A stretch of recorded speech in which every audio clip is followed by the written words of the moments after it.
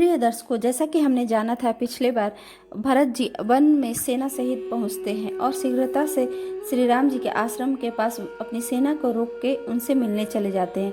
आश्रम में प्रवेश करते ही उन्होंने देखा कि सिर पर जटा तथा मृगमर्ष के तथा वल्कल धारण किए हुए अपने पूजनीय भ्राता को देखा।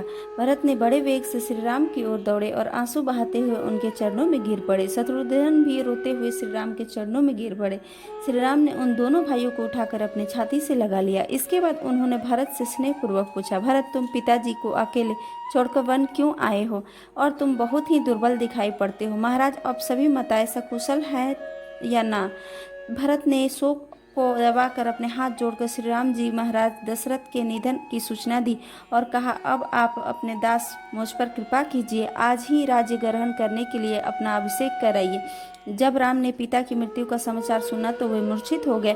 होश आने पर उन्होंने अपने भाइयों के साथ मंदाकिनी नदी में मृत पिताजी को जलांजलि दी। दूसरे दिन भरत ने श्री राम से अयोध्या वापस चलने का राज्य ग्रहण करने के बार बार प्रार्थना की, लेकिन श्री राम ने भरत के अनुरोध को दृढ़तापूर्वक अस्वीकार करते हुए कहा, भरत, पिताजी की आज्ञा की अवहेलना करना मेरे लिए कदापि उचित नहीं है। इसीलिए तुम अयोध्या में निवास करो और मैं इस वनवासी रूप कर्म के द्वारा पिताजी के वचन का पालन करूंगा। लेकिन भरत भी मानने को तैयार नहीं थे और वे श्री राम के चरणों में गिर पड़े। फिर श्री राम जी ने कहा, भरत, हिमालय भले ही हिम का त्याग कर दे, मैं पिताजी की प्रतिज्ञा नहीं तोड़ सकता। अंत में भरत ने सुवर्ण पादुकों को अपने श्री राम के चरणों में रखने को कहा। श्री राम ने उनको एक बार पहनकर भरत को सौंप दिया। भरत ने उन्हें भक्ति भाव से अपने मस्तक पर धारण किया और हे रघुनंदन, मैं 14 वर्षों तक राज्य का सारा भार आपकी इन चरण पादुकाओं की रख कर प्रतिज्ञा करूंगा। भरत ने तय किया कि स्वयं वो वल्कल और जटा धारण करके नंदीग्राम में निवास करेंगे और वहां वो श्री राम के पादुकाओं को सिंहासन बनाकर अभिषेक किया। श्री राम के प्रतिनिधि के रूप में राज का शासन करने लगे। भरत के जाने के पश्चात श्री राम ने चित्रकूट को त्याग दिया और सीता जी के और लक्ष्मण सहित पहले अत्रि मुनि के आश्रम गए। वहां मुनि अनसुईया देवी का आशीर्वाद प्राप्त किया। वहां से दंडकारण्य गए, जहां पर तपस्वी मुनि बहुत ही आश्रम देखे। वन के विराट नामक राक्षस ने उन पर आक्रमण किया। श्री राम ने उसका वध कर दिया। इसके बाद वे सर्वांग मुनि के आश्रम, सुतीक्ष्ण मुनि के आश्रम गए। फिर वे अगस्त मुनि के आश्रम पर पधारे। मुनि ने श्री राम को दिव्य अस्त्र शस्त्र प्रदान किए और उन्हें पंचवटी में आश्रम बनाकर रहने का आदेश दिया। पंचवटी पहुंचकर लक्ष्मण ने वहां एक सुंदर कुटिया का निर्माण किया और वे तीनों वहां सुखपूर्वक रहने लगे। एक दिन शूर्पणखा नामक राक्षसी वहां आ जाती है और उसका मुख कुरूप तथा नेत्र डरावने थे। उस विक्राम राक्षसी ने जब देवताओं जैसे सुंदर रूप वाले श्री राम को देखा तो उन पर वो मोहित हो गई। श्री राम के पास पहुंचकर वह अपना परिचय देते हुए बोली, मैं राक्षस राज रावण की बहन शूर्पणखा हूँ। मेरे 2 भाई खर और दूषण नजदीक ही रहते हैं। मैं तुमसे विवाह करना चाहती हूँ। तुम्हारे भाई और पत्नी को भी मैं अभी खा जाऊंगी और फिर तुम साथ ही विहार करूंगी। इस पर राम बड़े जोर से हंसे और शूर्पणखा से कहा, हे देवी, तुम तो देख ही रही हो कि मैं विवाहित हूँ, लेकिन मेरा भाई कुंवारा है।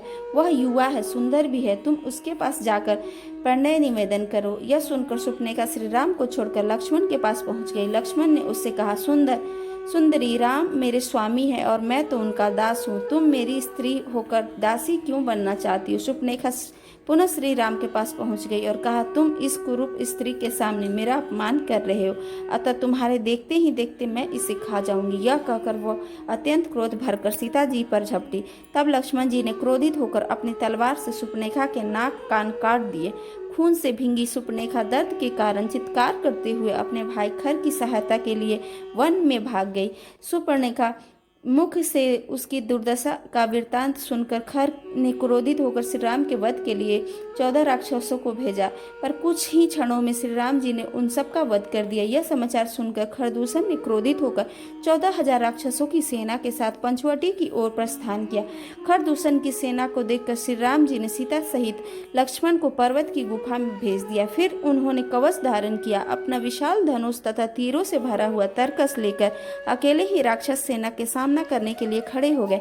क्रोध और तेज से उद्दीप्त श्री राम ने अपने भयंकर बाणों को देखते ही देखते पूरी राक्षस सेना का संहार कर दिया और खरदूषण को भी मार डाला। सीता जी और लक्ष्मण जी श्री राम पराक्रम देखकर पुलकित हो गए और प्रसन्न होकर मुनियों ने भी श्री राम को भूरी भूरी प्रशंसा की। इस तरह दोनों फिर से स्वच्छतापूर्वक वहां पर विहार करने लगे। और फिर एक दिन श्री राम ने भयंकर कर्म को देखकर अत्यंत भयभीत हुई शूर्पणखा अब रावण द्वारा शासित लंकापुरी गई। वहां उसने देखा कि रावण अपने मंत्रियों से घिरा हुआ सूर्य के समान जगमगाते हुए सिंहासन पर बैठा है। उसकी 20 भुजाएं और 10 मस्तक थे और उसका शरीर पर्वत के समान था। शूर्पणखा ने सेना सहित खरदूषण के मारे जाने की खबर दी।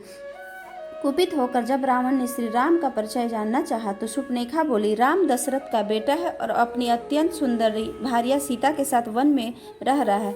मैं जब सीता को तुम्हारी पत्नी बनाने के लिए लाने का उद्यम की तब राम भाई लक्ष्मण ने मुझ इस तरह कुरूप कर दिया। यदि तुम सीता को चाहते हो तो उसे हर के ले आओ। इस तरह सीता को कैसे हर कर लाया जाए, इस पर रावण ने विचार किया और एक योजना बनाई। अपने विमान पर बैठकर वह राक्षस मारीच के पास गया। मारीच ने जब उसके आने का कारण पूछा तब रावण ने कहा, दशरथ के बेटे राम ने खरदूषण की उन 14 वर्ष 1000 सैनिकों की सेना सहित मार दिया है। इस तरह अगला भाग